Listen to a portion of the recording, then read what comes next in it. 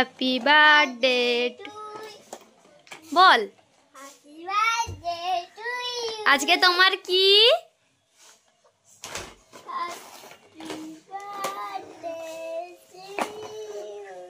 এই যে এই জামাটা দিয়েছে ওর মামার বাড়ি থেকে। আরে হচ্ছে তুই কে? তোর নাম কি বল?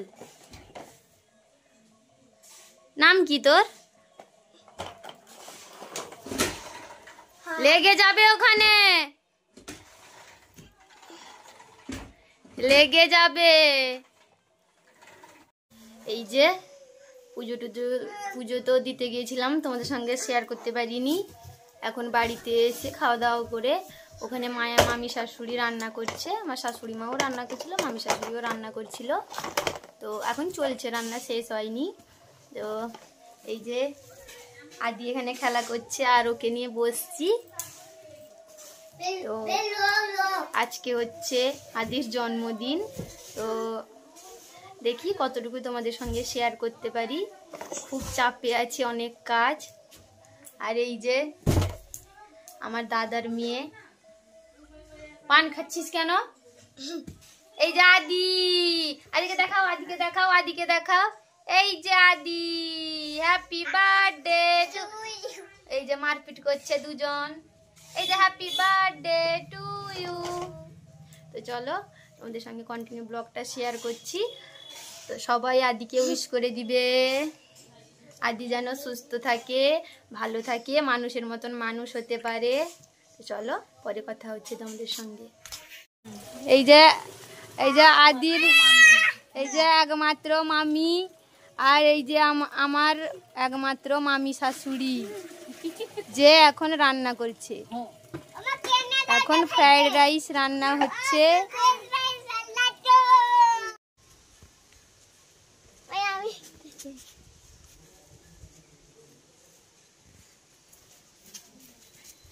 এই যে এই শাড়িটা পরে নিয়েছি। আচ্ছা, এই যে এই শাড়িটা দূর থেকে পরো, দূর থেকে। এই যে চলে এসছি এই বাড়িটায়। বন্ধ করো।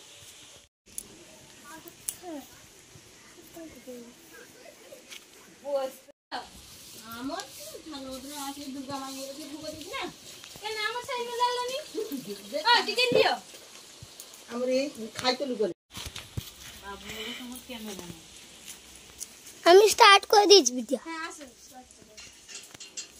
উল্টে পাল্টে কথা বলবে না, জানো?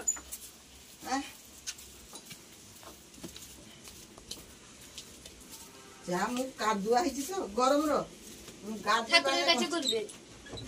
এদিকে চলে আসে, আলো জ্বালিয়ে দিবে, দিলে ঠাকুরের কাছে। আলোটা জ্বালিয়ে দাও তো একটু। এখানে হচ্ছে। হ্যাঁ, গামছাটা নিয়ে আসি। বন্ধ করো এখন, নম করো। আসো,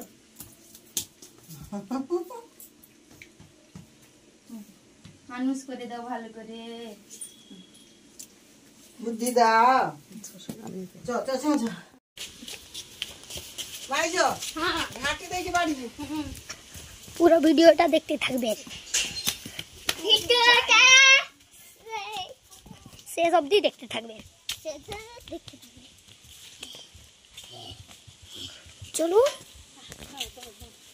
শাড়িটা বের কর, এখন বন্ধ করে দাও। চলো চলো চলো। খিচুড়ি না আলু দম। আর এখন করো না কেন?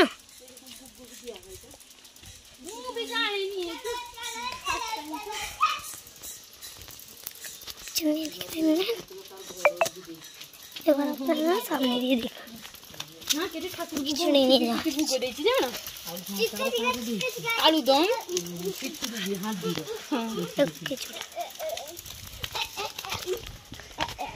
বকিয়ে